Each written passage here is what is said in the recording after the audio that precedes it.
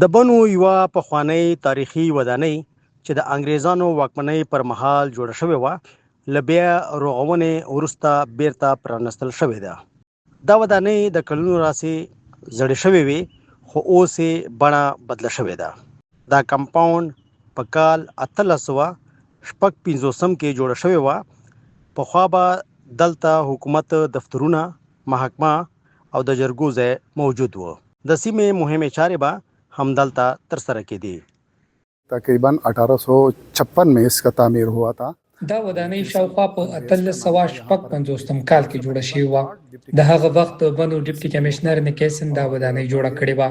هغه مهال بنو یوازینۍ ولسوالۍ وه چې کرک او میاوالي پکې هم شامل وو. د سیمې مشران او عام خلک به دلته راتلل، جرګې به کېدې، پریکړې به اورول کېدې او د خلکو بېلابېلې چارې به هم دلته ترسره کېدې. और इसके काम यहाँ पर होते थे. د وخت په تیریدو دغه ودانۍ زیانمنه شوه، خو د بنو انتظامی څو میاشتې وړاندې د بیا رغونې کار پیل کړو.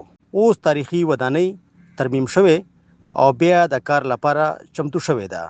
हम उसी 19वीं सदी को मेरे ख्याल में اوس موږ د 19مې پیړۍ دا تاریخي ودانۍ 21مې پیړۍ ته راوستې ده.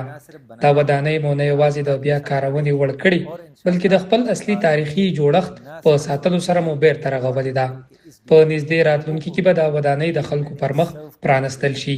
خلک به دلته راځي، په ارامه فضا کې به وخت تیروي او د دې تاریخي ځای څخه به ګټه اخلي. دلته ډېر آرام او ښکلی چاپیریال جوړ شوی دی او هر څوک چې د خپلو چارو لپاره راشي په درناوي به کینی او خپلې چارې به ترسره کوي. और एक बड़े कंफर्टेबल तरीके से यहाँ पर वेट कर सकते हैं, अपने काम कर सकते हैं. د بنو کمشنر خالد محمود وایي پر دې پروژه 13 کروڑه او 4.8 روپۍ لګښت راغلی دی چې د خیبر پښتونخوا حکومت ورکړي دي. د هغه په وینا موخه د تاریخي ودانیو ساتنه او بیا کارول دي. د بنو دا تاریخي ځای اوس یو ځل بیا خپل پخوانی ارزښت موندلی دی. خلک هیله لري چې دا ډول تاریخي ودانۍ به خوندي وساتل شي او راتلونکي نسل به هم له خپل تاریخ سره بلد شي. کیمرامین هدایت الله سره غلام اکبر مروت، شال نیوز، بنو.